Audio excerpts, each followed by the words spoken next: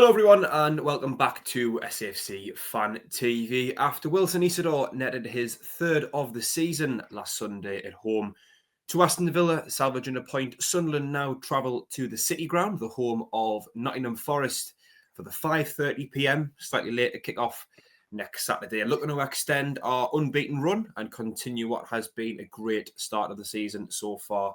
I'm here with one of my fellow 3Vs. I'm here with DEANO, fresh out the shower. How are you, mate? You good? Hi, not bad, mate. Just woke up, shower, and ready to do this, like. And we'll go. Of course, ready to discuss our upcoming fixture next Saturday afternoon. We're just going to start with a little bit of news from yesterday. We are currently recording this very late Wednesday morning regarding Habib Diarra, of course, who missed the last game at home to Aston Villa.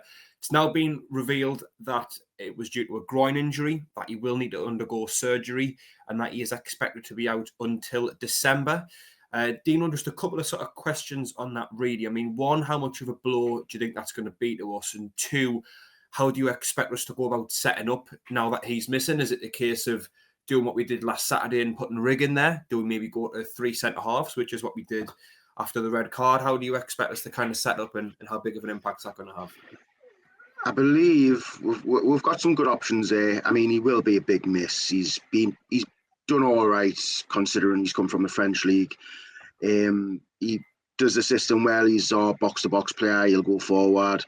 He's not your typical Enzo Lafay where he's creating a lot of chances and stuff like that, but he is a workhorse. It works well for him in the midfield, so it is a big blow for the system. But you've got options in Gertruda. I mean, we've only seen maybe 15 minutes of him when he's come on the pitch. He looks quite tidy on the ball. I'm sure he can play centre midfield, even though he's technically a right back, I think, but I'm sure he can do a job in the centre.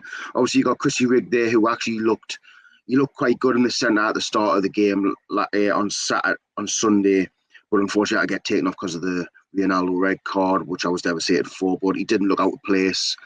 You've got Enzo Lafay you could put in there if you want to try and have a little bit more creativity in the midfield. That just means you've got to get a Dingra out on the left, which isn't still a bad option. But I feel sorry for the lad. You know, he's just come in, he's played a handful of games and unfortunately picked up an injury, which is going to put him out for a good 3 months. And again, that's if everything goes well. You know, with muscle injuries, things can happen during training, getting your fitness back. So, I mean, hopefully he has a speedy recovery. But I feel like we have got good options there, luckily. I mean, it was something that we discussed, I think, toward the end of the transfer window. I think we said one thing that we are a bit concerned about was the lack of depth in midfield. I know we've got Gertruda there who can play midfield, but I think he's typically more of a defender. And I think for him being in midfield, is he not maybe the type of player that you'd bring on to try and see your game out, or if you want someone to be industrious defensively? I think Diarra has been our most attacking midfielder out of the three, really, I would say. Of course, we have got Rig as well, who can come in and play there. I mean, you've got Lafay as well, who you mentioned, who's typically been playing off of the left. Would you like to possibly see Lafay come into midfield and then bring a Dingra back in the team? Because I think the Dingra looked quite good, but he's been dropped now a couple of times. The thing with Lafay, he lacks the physical presence. Yeah, he's a bit of we know he's a workhorse. He'll run up backwards and forwards for you, but he's not exactly the strongest. Obviously, Diarra's strong. So Diti for his side gets stuck in. That's not really Lafay's game. Lafay's getting the ball, looking for the worldy pass, a little bit of creativity, a little bit of I mean, I'm trying to think the word like a little bit of imagination, I'd say. Whereas Chris Rig, he's a workhorse. He doesn't have the flair if Lafay, but he has shown that he can be a little bit of creative force. But he's not the most physical in the centre. Gertruda, I mean, we can't really judge on how good he is in the centre because we've only seen 15 minutes, and I'm sure both times he came on in the centre. He has came on in the midfield both times, yeah. So you've got the options. Obviously, you can't really judge on Gertruda because we haven't seen a lot of them. Greg, we know what we're going to get with him since we've seen him in the Championship. And Lafay, he's only had a handful of games in the centre, and everyone says he looks better out on the left. But again, someone's going to have to be sacrificed. You either sacrifice Lafay to go in the middle in his natural position to get a Dingra out on the left, or you put a young Chrissy Rig in there who looked good for 30 minutes of the last game we played, or you put Gertruda in there, but none of us know what we're going to get from him right now. So we've got the options. Obviously, I trust Lebrino no matter what he does. unless he changes the formation and changes it to 5 at the back. Who knows? Because obviously we look quite strong with 5 at the back, but I class that as a very negative tactic. So, I mean, it's all in the Breeze hands. I'm sure he'll get the right decision. I think we're playing 3 centre backs. It can be quite negative and quite defensive, but it can also be quite attacking. It just depends on how you use it. I think if you've got the right wing backs there in the right midfielders, I actually think it can be a very attacking system, because effectively you just leave your 3 at the back. Those wing backs can then push on and, be more like midfielders and creating chances. I mean, one thing with Diarra, if he is expected to come back in December, of course, AFCON is due to be in January, is there potential that Senegal don't call him up because he won't be 100% fit? They may have to name the squad before he even came back and played. We don't know when in December it's going to be. And I was just having a little sort of flick through their different Senegalese midfielders. They have actually got quite a lot of competition in the middle. Is it possible that, I mean, for us, it might even be a slight blessing in disguise, because it might just mean that, one of our midfielders gets kept back at a time when we're going to lose a lot of players? You know what? I'm going to say I think he'd get called up even if he was still on the injury table, I mean, look at England with Luke Shaw, never played a game all season, still got called up to the Euros. I feel like Diarra is one of them players where he'll get called up regardless of how he's playing or what injury he's got. I feel like Senegal will call up their best players, and Diarra is probably one of their most high-profile players. So they'd rather have him around the changing room than actually playing. So I think he would get called up regardless, to be fair. Yeah, I mean, it does happen where, national teams will call players up, but I was just having a little look there, and they have actually got probably a lot more depth in midfield than what you'd think. There are a fair few quality centre midfielders, so if it's between him and someone who maybe isn't quite as good or doesn't bring as much to the table as what he does, but is fully fit, that is a possibility. And I personally, missing him for a couple of months to then mean that we keep him when we lose Siddiqui and Tolby and Adingra and those type of players in sort of similar positions, that to me is could actually be quite a positive. I would take probably losing them for a couple of months if it means that we're going to keep them through that really sort of tough period. Of course, it is Forest that we do play against on Saturday. We'll sort of move on to them a little bit, really. Taking a look at their results so far, they've had quite a mixed bag and not really a great start of the season. They've only won 1 game, and that was on the opening day at home to Brentford. They've drawn twice and they've lost twice, one of which was a 3-0 defeat at home to West Ham, which, I mean, we've played West Ham at home, and I'm sure, we'll all agree that was that is quite a bad result when you're getting battered off them at home.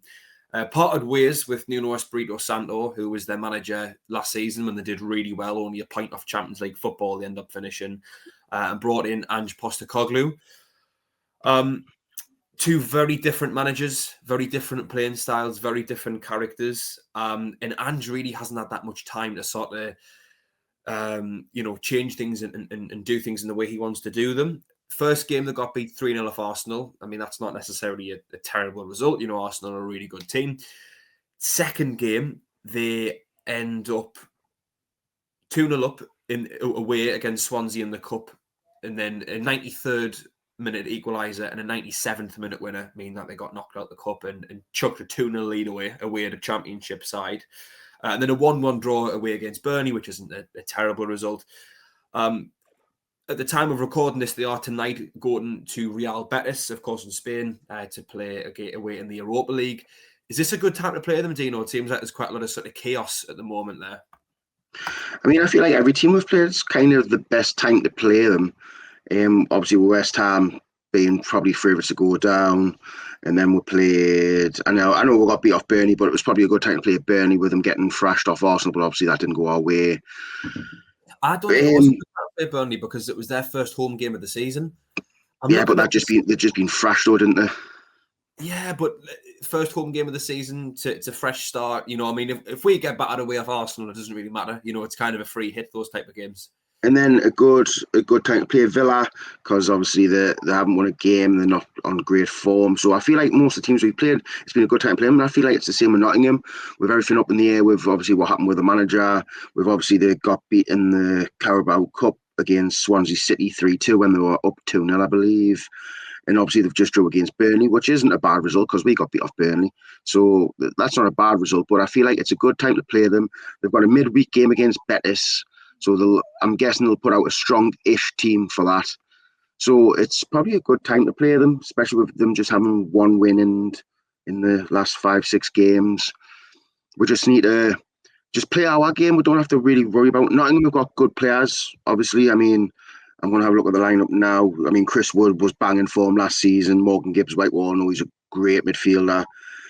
Elliot Anderson gets called up to the England squad. Douglas Luiz, new signing, we all know he was really good at Villa and he went to Juventus. And Very I'm not, strong midfield trio, that, isn't it? Matt Sells, I'm sure he was in the team of the year for the Premier League last season. They've got Zinchenko from Arsenal. He's a good player, but he didn't really get his chance. And I'm not really sure about the other players on that in the first starting 11, but they have got a good core of players here. Good, strong. Callum Hudson-Odoi on the wing. So they're a strong Premier League team. It just hasn't went for them for whatever reason at the minute. So playing them at this stage of the season is probably a benefit for Sunderland, while they're not in the best form. I mean, there's a lot of upset at the club. I mean, it was their best season. Well, probably. I'm trying to think when it was that Forest were sort of back in Europe about 20 years ago or so. It was their best season since then. Probably about 20 years or so that they had last season. And the only reason they end up sacking the manager was just due to disagreements between him and the owner. Espirito Santo started, making questionable subs and complaining because he wasn't happy about the lack of transfers he was able to bring in. I think their owners got very high expectations, and even though he almost brought them Champions League football, I still think he was disappointed in them. So I think it's sort of there's a lot going on behind the scenes at Forest, and I think that's potentially why they haven't started the season great. I look at the appointment of Ange Postecoglou. Ange Postecoglou was just a completely left field appointment to bring in. I wouldn't describe him particularly as a safe pair of hands. I mean, I think Spurs lost 20 games last season, just off the top of my head. And a lot of that was due to him playing a very high line and getting caught out in behind. I view that as something that we can really take advantage of. We seem to play really well on the counter. We're really quick in behind. How many times have we seen a through ball slid through to Isidore? I mean, it literally happened just a weekend gone. He's got that quick burst of pace, a good finisher. Mayenda, he likes getting in behind as well. We've got Brian Bobby, who I haven't seen yet. I just view this as a really good time to play them because, one, I think we will suit to play against the Ange Postecoglou team. Again, he likes to play a high line. Two, I think there'll be a lot of fatigue from their game tonight.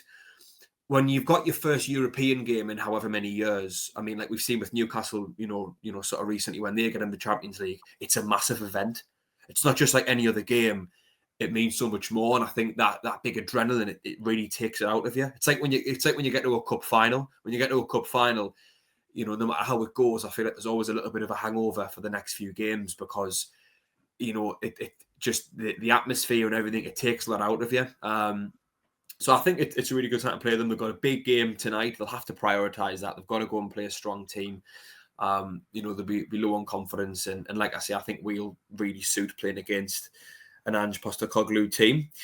One thing we do need to mention is that thank you to Wolf Competitions, who are the sponsor for SAFC Fan TV this season. There's plenty of competitions you can go and get yourself involved in over there. You can go win cars, holidays, large sums of money. wolfcompetitions.co.uk if you'd like to go and take a look. Thank you to them for sponsoring the channel this season. My next topic of conversation was going to be touching on the midfield battle, really, of them having the likes of Elliot Anderson, of course, Amag, Douglas Luiz, who has played in the Premier League for many years and done really well. And then Morgan Gibbs-White, who I think if it wasn't for Jude Bellingham would probably be in the England team a heck of a lot more. I'm really looking forward to seeing that that sort of midfield battle between them and Siddiqui. How exactly would you look to be lining up? Would you want to be trying to take advantage of what could be a high line? And even if you look at the defence, they've got the likes of Zinchenko in there, a very attack-minded player. Are you wanting to go and take the game to them and go two up front? Would you want to make as few changes as possible? How would you go about it, DEANO? I mean, for me, I wouldn't change a broken system. So keep the same system. Obviously, you're going to have to mix the players around with obviously the Diarra injury. So it's either going to be Rigg or it's either going to be Kutruda. I could see it being Rigg, obviously, with him being taken off, I think. that just shows that Reggie Lebrie's got a little bit of trust in him.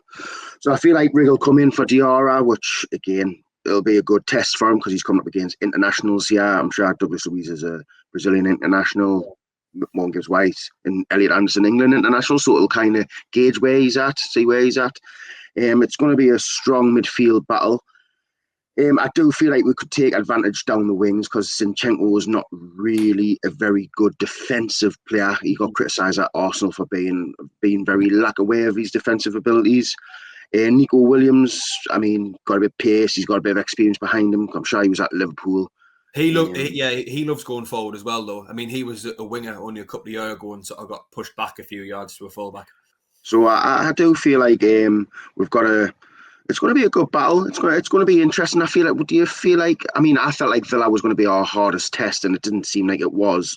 Maybe Forest is going to be that harder test now because I feel like we won most of our battles, and then we've got a strong squad. They had Morgan Gibbs White in the middle. I'm trying to think who else was in the middle. You know what I'm thinking about it. I can't remember who else was in the middle for Villa. Yeah. Morgan Gibbs White. It wouldn't have been Gibbs White because he plays for Forest. No, Morgan Rogers, man. Morgan Rogers. Yeah. That's the one. Morgan Rogers won it. A lot of height in midfield. I noticed Villa. There seemed to be a real sort of team of giants. I certainly felt like every sort of set piece and stuff like that. I'm just going to pull up their squad. John McGinn. Yeah. Boubacar, is it Boubacar Kamara? Is that his name? Yeah, Boubacar Kamara, yeah. And obviously you got Buendia, who's a very tricky player, and I felt like we dealt with him very well. He was very quiet. I mean, Ollie Watkins is known as one of the best strikers in the Premier League. He was quiet all game. So I mean, I'm quite confident that we could do something here. I mean, if you give us a point now, I'd take it. But if we can get all three, great. Do you know what I mean? It's gonna be a good game to watch. I feel because we're away from home against a team who's established, who we know they've got quality about them. Let's just see what our quality is going to be like. We're not great away from home. It's going to be interesting. I'm actually looking forward to it. Yeah, I think it'll be an interesting game. Like I say, that midfield battle, you've got some real sort of characters in there as well.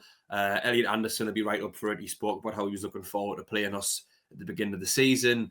Douglas Luiz, the South Americans are always quite a tasty bunch. Gibbs White, he's one of them.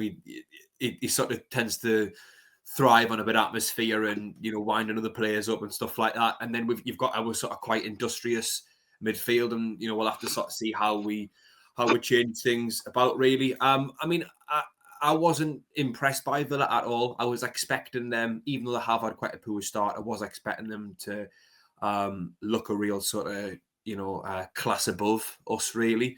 But I didn't think they were. I didn't really think they were anything special at all. I thought they were quite poor, in all honesty. And I think if we had 11 men on the pitch, I think we would have beaten them. So maybe this is going to be the game where we notice a step up in quality. But then equally, you look at Forest and they haven't had a particularly great start. So it is very much in the open. I know on the Sunday Bunch just gone, we did go through our predictions. What was it that you predicted again, Dean? I'm sure I said 0-0 or 1-1. I'm sure I said. I said 1-1. It's one of them where if we get beat, it's not terrible, because we do know that Forest are capable of a really good performance. I mean, they beat Man City last season at home. They were 3rd, 4th in the Premier League for a long time until the last few games, and then they just dropped off at the end. But I think this could be an opportunity to go in, even potentially go and win the game.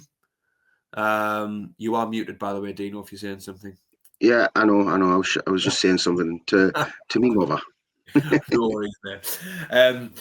But yeah, I think this could be an opportunity to actually go and win the game. I think they could be there for the take. And I think that fatigue from tonight's game against Betis will really take it out of them. Of course, now that we've said that, we're probably going to get beat 5-0, but we won't worry about that, Dino. I mean, we all know at one stage in the season, we're going to get thrashed at least a few times this season. I don't expect that to come from Forest, but Forest are capable. When it comes up the likes of the big boys, the Man Cities and that, we all expect it's going to be one of them rough games. Forest can easily do that as well. It all depends on who turns up. But I've got a question for you, Jack. I totally forgot about this. Who goes at left back Is it a straight swap for Masuaku? Because obviously there is no Ronaldo Mandava for at least 3 games probably. So do you reckon Masuaku just goes straight in there? Yeah, I think for me that's the reason why we've signed him. You sign Arthur Masuaku because you know he's a reliable, experienced professional. You can put him in there. He'll do a job. He should perform for you. The reason we've signed him is if anything happens to Ronaldo, we've got him there. So I think we're doing him a disservice by not playing him. And do you know what? I hope he plays that well to the point where Ronaldo doesn't come straight back in the team. That we have got quite a lot of depth in defence in particular. And of course, it's for these type of things, suspensions, injuries, players out of form. We'll have to really have good competition. Would you do the same, or would you maybe put Talby at wing back again?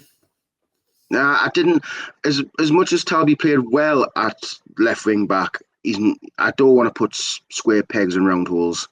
Talby needs to be either on the right, even though I haven't really liked him on the right. I feel like we might need a little change over on the right hand side because I don't feel like he offered a lot. But on the left hand side, look actually half decent. Maybe put Talby on the left and put Adingra on the right. Adingra is right footed, so maybe give that a go. But I wouldn't say put Talby at left back. It just makes no sense when you've got Masuaku, who's a proven Premier League left back, who looked decent when he came on for the little 20-minute spell he had, whatever, how many minutes he got, he looked actually all right. So for me, it makes a lot more sense just to put Masuaku there. Yeah, I'd bring Masuaku in at left back. As for midfield, I'd be tempted to bring Gertruder in there. I know I touched on before how he is going to be more of a defensive option, and obviously Diarra is quite an attacking style midfielder, but I wouldn't be against putting Gertruder in there just because I do think it's going to be a massive sort of midfield battle. I do expect them to leave gaps in behind, and I think if we can do what we've done so far this season in terms of keeping it tight, he should hopefully help us win the midfield battle, which I know something you've touched on before is sort of what Lebris is trying to do really this season is, be the better team in the middle of the park. And then hopefully those balls in behind Isidore. I'd be quite tempted to bring Adingra in just for his pace in behind. He's been dropped a couple of times. I think this could be a good game for him to come in and play. Especially when, we've touched on the fact they have got defenders who do like to go forward. So, yeah, I think there's plenty of things for Lebris to think about. Is there anything else you want to go over, or are you happy to leave it there? I mean, there's not really much more I can really think of, really. I mean, the back four picks itself, the midfield picks itself, apart from obviously the Diarra, so that's going to be interesting to see who he puts in. I do feel like he'll go with Rig just with bringing him off for after 30 minutes. But Gertruder might impress him in training, or he might think Gertruder's the better option because he's a bit more physical and maybe got a bit more about him than Rig, but obviously we don't know that because we haven't really seen him. It'll be interesting to see if he brings Lafay into the middle and puts Adingra out on the left. And he might even change the striker. I know Isidore got the goal, but I wouldn't say Isidore had a great, massive game against Villa. I think it's hard though because I think pre the red card he didn't have a great deal to do. When then you've got a point. He's then up there on his own. Rig would have been the closest player to him. He gets hiked off. It's 3 midfielders and he's up there on his own. Yeah, you got a point. Yeah, I mean, if he changed the striker, I wouldn't be disappointed. He might go with Robbie for physicality, maybe. Might go for Mayenda with his dribbling ability. It's going to be interesting. Mm-hmm. I think I would be disappointed if I saw Isidore dropped. I just think as a striker, if you get limited chances but you score a goal, you really can't ask for much more than that. And I think with Isidore, we do know if we do get a chance, he is one of the most likely players to end up converting it. Whereas we've seen Mayenda's missed a few chances, of course. And I think for me, Brian Brobby doesn't get into the team until Isidore and Mayenda between them aren't performing. I think he can wait. And I know what you're saying about Rig. I do think I agree. I think he had a good half hour before he got taken off. But I wouldn't be surprised if he then doesn't start in the next game. I think he will get minutes with Diarra being out, but I think Lebris really likes to take it game by game. He doesn't necessarily just like to go, you played well in the last game, so you're playing today. He'll go, well, you played well in this game, but this game's different. It's a different tactical kind of look, so we need to treat it differently. Anyway, I think we'll leave it there. DEANO, thank you for joining me today. Say goodbye to everyone. Goodbye, everyone. wolfcompetitions.co.uk. That's it. Get it in there one more time. Thank you for watching, everyone. As we said before, please make sure to check out Wolf Competitions. You can win some great prizes over there. From myself, Jack, and from DEANO, thank you for watching SAFC Fan TV. If you have watched up until this point, make sure to get your score predictions and your thoughts in the comment section down below. And make sure to join us for the Sunday Bunch on Sunday evening, where, of course, we'll be discussing, hopefully, another 3 points that we've gained away at the Forest Ground. Once again, thank you for watching. Please don't forget to subscribe and like the video as well. And we'll see you on Sunday evening. Bye-bye.